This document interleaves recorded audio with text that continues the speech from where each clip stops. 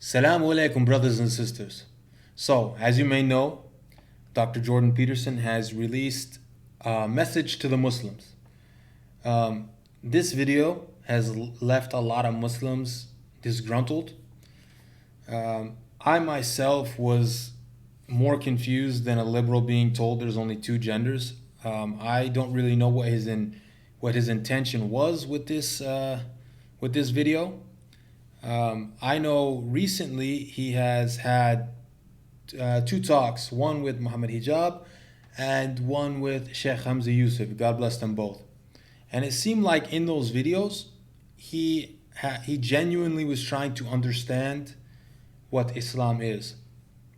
I know a lot of Muslims have respect for Jordan Peterson, as do I have. I have some respect for him as well, for the issues that he has attacked in the West, that are facing people in the West, and the way he's been able to attack them is very logical and makes total sense, and a lot of people respect him for that.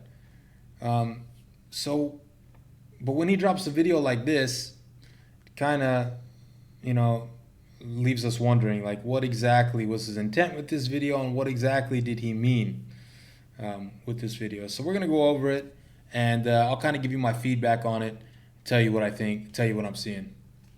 Hi all. I have been informed by many sources and also observed online, not least because of my discussions with a variety of Muslim thinkers, supporters and critics, that I have developed an audience in the Muslim world. I would first like to say that I could not be more pleased or honored that such is the case. See right there, when he says that he could not be more pleased or honored, I believe him. Now, there is the issue that this video has some sort of connection with the Daily Wire. Now, the Daily Wire is owned by a Zionist Jew. His name's Ben Shapiro. So I don't really know what the connection is with that, but let's not assume that it's anything sinister. It has been so heartening to see that my biblical lectures, for example, attracted a large Muslim audience, and that the comments from the Muslim watchers and listeners to my YouTube channel and podcast have been so extraordinarily positive. And all this is lovely to see in the aftermath of the extraordinary Abraham Accords. Abraham Accords, you say, good sir. Extraordinary Abraham Accords. All right. Which have laid out the possibility for peace between all the people of the book in an unprecedented manner. And I have something to say as an extension of all of this. Please forgive my presumption, if you would. It is time for those of you in the Muslim world to stop fighting among yourselves, you Shiites and Sunnis, and also time to stop regarding the Christians, and even more specifically, the Jews, as your enemies. All right. When he says it's time for us Shiites and Sunnis to stop fighting amongst each other, okay, me, for example, I am a Shiite, okay? One of my best bros, okay, is a Sunni, okay? I put Shiite and Sunni in air quotes because I don't invest in sectarianism, okay? Personally, I don't invest in sectarianism. The Quran specifically tells us not to basically fight over our differences, and that God will clarify them on the Day of Judgment. There is no point in fighting about our differences. And he makes it seem as if, we're at each other's throat. That is not the case. There are Islamic countries and societies all over the world where Shiites and Sunnis live together and in harmony and peace. I happen to be in one of those countries at the moment. So he does not really know what he's talking about when he says that. And when he says not to view the Christians and the Jews as your enemies, Um, you have the issue, okay, of the past 20, 30 years of the Iraq invasion, the Afghanistan invasion, and with the past 70 years, the occupation of Palestine. Okay, so when you say not to view them as enemies, okay, we need to also address those issues. And America, okay, is not the only Christian country, or the UK, America. There are Christian countries which were not involved in in the invasions of Iraq and Afghanistan. And there are also Jews who don't support the Zionist movement. So to say that Muslims view as a whole the Christians and Jews as enemies will be false. And if you look at Afghanistan, where America has recently left, you have I've personally seen these documentaries. You have Western documentary filmmakers going into Afghanistan interviewing the Taliban after the Taliban was in Afghanistan was invaded, bombed, um, destroyed, and people are able to go there from the West safely and film documentaries and interview the Taliban. So, I find it kind of strange that he says that. I mean, to be honest. Why? Not least because you have the enemy located in the wrong place. First, the best place to find Satan, let's say, is within. If you think the true enemy is in someone else's heart, then you haven't thought nearly long enough about the darkness within, and you have therefore fallen prey to the most subtle temptation of the ancient demonic spirit. So your best bet on the spiritual warfare front is to make of yourself and your Muslim practice something so admirable that the light shining from your well-constituted psyches and productive, generous, and wise actions is so intense that people convert to your faith from sheer admiration. Okay, when he talks about, Satan being found within, he's right. There are satanic insinuations and basically satanic energies which do flow through the human being.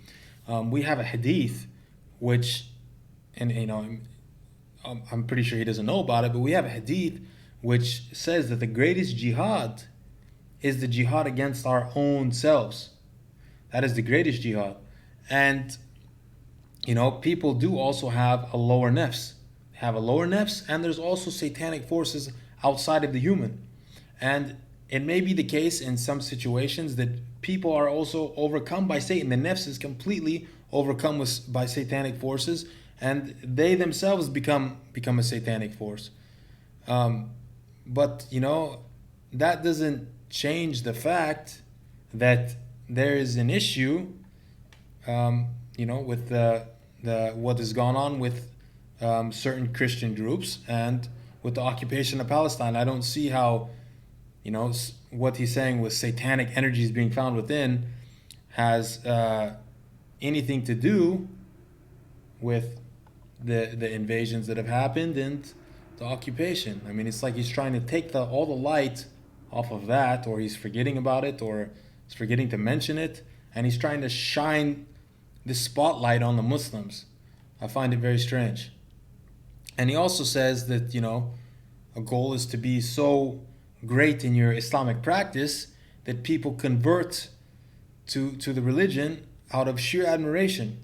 Now, I myself am an athlete, so the example I'm gonna use for that is Khabib Nurmagomedov. Okay, he's a champion UFC fighter, and I personally myself is a very famous Muslim, and I personally myself know people that have looked into Islam and have converted to Islam simply based on his character.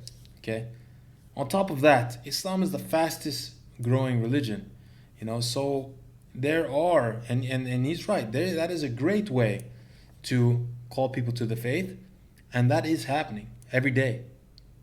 every day. People are inspired by the character of Muslims, and they come into the fold of Islam because of that. Um, so yeah. There's a goal. Second, far more unites you with the other people of the book, as your own prophet himself, peace be unto him, forthrightly said, than what divides you. You all believe, for example, in a book. You all believe, for example, in God, and believe that you have an ultimate duty to that God. You are all followers of a prophetic tradition. And that is a tradition that unites the wisdom of the past with the vision and voice of those willing to see and speak truly and lovingly in the present. Okay. He is absolutely right. The people of the book and us Muslims, we do have indeed a great deal in common. Um, However, the Quran does state that we will find, us Muslims will find, the Jews to have an extreme aversion to us, even more so than the polytheist. And if you look up until this very day, that holds true. Um, with the occupation of Palestine, that statement from the Quran holds true. Now, the Quran also says that if people do not attack us, there is no problem in making friendships with them. There is no problem with that. As a matter of fact, it says in the Quran that if someone comes to you with an offering of peace, you must accept that peace. You must accept that peace. So, yeah, we do have a lot in common, and but we also have some, very big issues with things that have happened and continue to happen with Christians and Jews. And you are all threatened, in a very real sense, by the system of vengeful Luciferian ideas that currently confronts all that is transcendent, traditional, and valuable on the sexual front, on the familial front, on the conceptual front, on the psychological and sociological front, and, in the final analysis, on the theological front. Okay, right there, he's talking about left wing ideology, which is satanic, super satanic. He's right. And I wouldn't say it's a threat. I wouldn't say it's a threat because God reigns supreme. But um, he's right. It is an issue. But that has nothing to do with the issues that have happened and continue to happen between the Muslims and the Jews and the Muslims and the Christians. This is a separate issue. So we have two issues here which are separate, and he's seems like trying to take the light off one and shine it all on another, which again, I don't know exactly what his intention is with that. So, how about we all quit squabbling over trinkets and details and face the real problem? And I should also point out that it is not the individual carriers of the woke, politically correct, degenerate neo-Marxist ideas that should be regarded as the enemy either. First, we must take the idea that the satanic impulse within is the prime enemy with all due seriousness. Second, we must understand that even those quite possessed by the spirit of Cain that attracts and drives confused and lost people to the Luciferian ideologies of the materialist utopians are, in the ideal, fully redeemable and only partially consumed. Okay, he's 100% right that people who are given over to a satanic nature can be redeemed. Only God knows how a man or a woman will die. And he also says that the real enemy is not even basically the liberal left wing, Satanist essentially. because that's what they are, whether they call themselves that or not. If they heavily buy into that ideology, that's satanic ideology. Um, he's saying that that's not the real enemy. The real enemy is the satanic impulse. Well, the satanic impulse can overcome the human, and the human himself can be a satanic force. So Even the committed student ideologues who have, for example, attacked me and others like me rather viciously are generally, say, 90% or perhaps 80, reasonable and potentially civilized people who could still see the light. Muslims, reach across the sectarian divide. Shiites, find a Sunni pen pal. Communicate with someone on the other side. Sunnis, do the same. And then, maybe, reach out, tentatively, to a Christian, or even, heaven forbid, a Jew. see, this is funny.